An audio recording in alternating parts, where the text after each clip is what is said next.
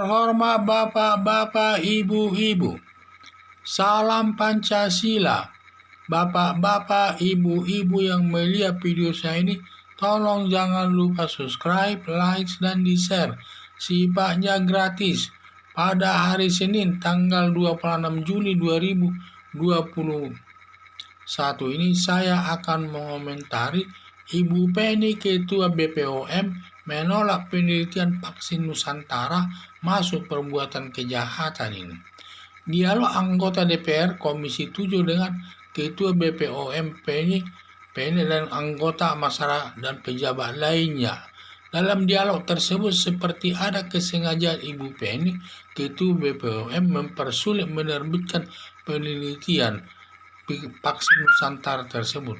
Karena dalam surat Ibu Penny ada 3 masalah alasan penolakannya tersebut. Setelah anggota DPR membaca 3 masalah tersebut tidak penting seperti alasan dibuat-buat.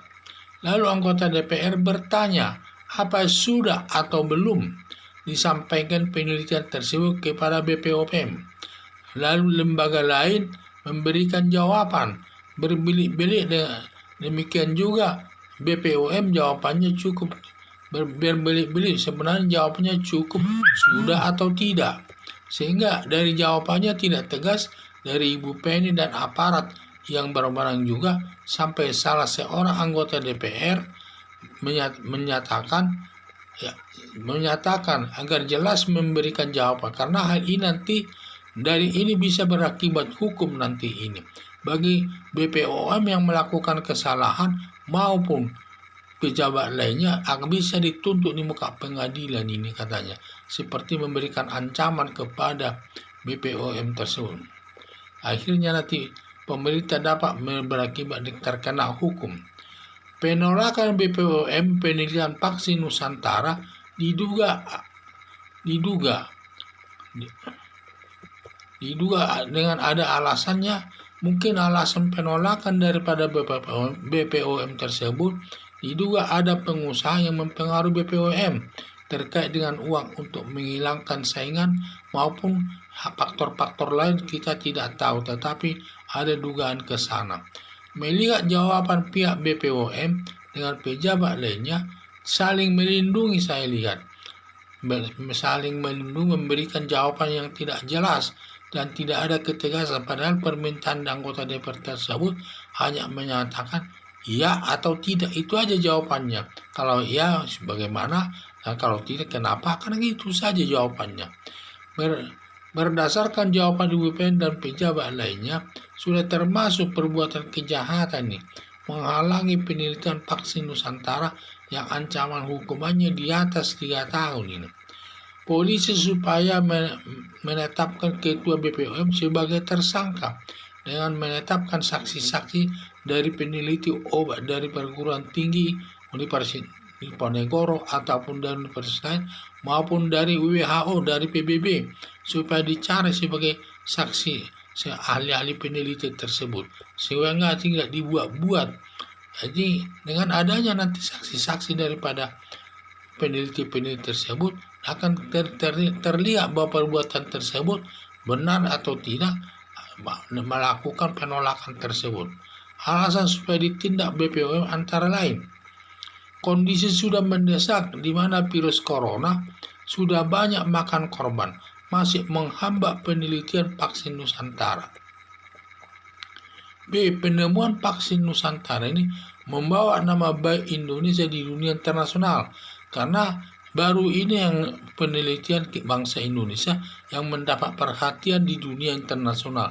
Sampai dunia internasional membicarakan masalah vaksin Nusantara tersebut, baik dari segi efektivitasnya maupun dari sudut lainnya. Tingkatannya keberhasilannya cukup tinggi dan relatif harganya murah. Jadi tingkat vaksin Nusantara tingkat keberhasilannya itu cukup tinggi dan relatif katanya harganya murah.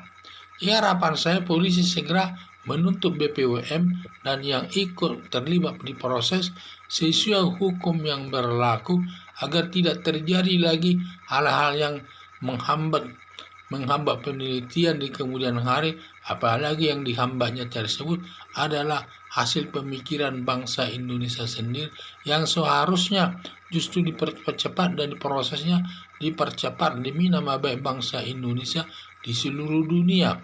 Karena ini masalah penemuan vaksin Nusantara ini namanya sudah mendunia, sudah dibicarakan di dunia internasional soal efektivitasnya dan lain sebagainya. Seandainya Terawan mau menyerahkan hal ini ke luar negeri, bisa saja banyak yang memintanya. Tetapi karena Dokter Terawan ini sifatnya nasionalis, dia tidak memikirkan uang, hanya memikirkan bahwa itu ada di Indonesia ini.